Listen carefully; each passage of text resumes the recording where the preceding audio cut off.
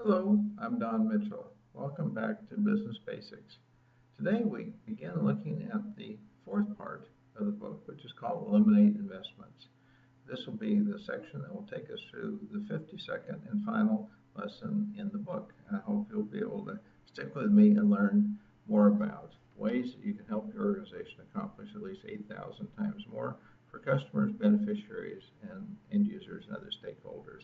Let me begin by quoting from the book of Isaiah, chapter 25, verse 5 in the New King James Version.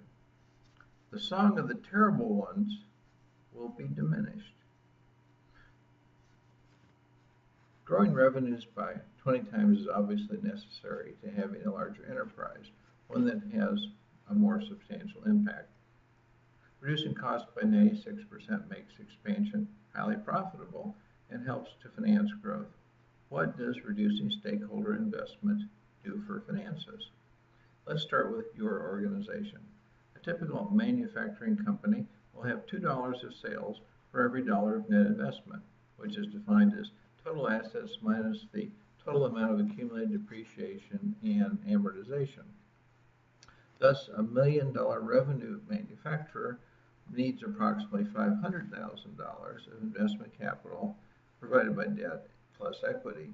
Acquiring this money can be a big hurdle for an entrepreneur. As a result, most large manufacturing companies have many investors who combine to provide the needed debt and equity capital. Next, let's shrink the amount of capital needed by 96%. When we do that, $500,000 investment becomes $20,000. Well, that's still a lot of money, but for a low-cost enterprise that earns several $100,000 a year, it's just a drop in the bucket. In addition, your total cost to capital is a lot smaller, no matter how much or how little you pay for the amount of capital you use. For instance, a 10% interest borrowing of $500,000 would cost $50,000 a year before considering any tax deductions to offset some of the cost. In comparison, if you only need to borrow $20,000 at 10% interest, your annual pre-tax borrowing cost is $2,000. But an enterprise that's highly profitable and growing rapidly is going to need a lot more capital. Imagine now you want to expand from being a $1 million a year manufacturer to becoming a $10 million a year manufacturer. Normally, this would mean adding $4.5 million in investments. By reducing investment needs by 96%, you would only require $180,000 more investment capital. If you have a good track record and well-documented business plan, many banks will finance that much investment, knowing you'll earn it back in just a short amount of time. As a result, your choice of capital sources is wider, and the difficulty of gaining capital is much reduced. Let's now consider the typical $10 million a year manufacturing company. Let's assume it grows revenues by 10% a year. That means $1 million more in revenues and $500,000 more in required investment each year. Most manufacturers of that size earn about 4% of sales after paying income taxes. That profit margin translates into earnings of $400,000, and all of that amount plus an additional $100,000 would be needed to pay for the growth. As a result, no money can be paid to shareholders in dividends. The value to owners would rise, but that increased value would have no cash component until the owners sold their stock in the enterprise. Let's compare that situation with having reduced in reinvestment needs by 96%.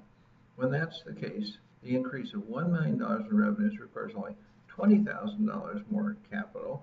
As a result, $380,000 in earnings can be paid out to shareholders after financing growth. The organization also employs the 96% lower cost methods we described in part 3. Profits are 20 times greater, $8 million, and the dividends that can be paid to investors are much larger, $7.98 million. When that's the case, investors see the value of their shares rise by 10% and the value of their dividend payouts rise by almost as much as the earnings increase each year. It's like getting paid twice for making the same investment. As you can see, there are huge owner benefits for reducing the cost of capital, improving cash flow, and increasing dividends. But these aren't the most important benefits from reducing investments by 96%. Let's look at 7 strategic advantages. First, by requiring very little capital to grow, accessing money is never going to limit growth. Thus, during times of rapid industry expansion, you should be able to gain market share just by being more able to afford adding capacity. Second, by having very small investments in assets, you have tremendous flexibility in making changes to your business model. For instance, let's imagine you decide to replace all of your assets in a $10 million a year manufacturing business. It would only cost you $200,000, what your company earns after tax in a little over 3 weeks. As a result, you could afford to totally upgrade your business model as fast as you could think of an improvement you wanted to make. Three, because your investment is so small, the value of your enterprise is much higher. You deliver lots of cash and profits. As a result, you can use less stock to make acquisitions. Then by applying your superior low investment business model, you can quickly increase the value of any business you buy. You have plenty of cash to change this business model all the time too. As a result, you can quickly take over your competitors, subject only to any legal constraints. As a result, your competitive risk is very small. Fourth, because you need to make new investments is so small, you free up lots of time to work on other areas of improving your operations and outperforming competitors and serving stakeholders. As a result, process improvements should be installed at least 3 times more frequently.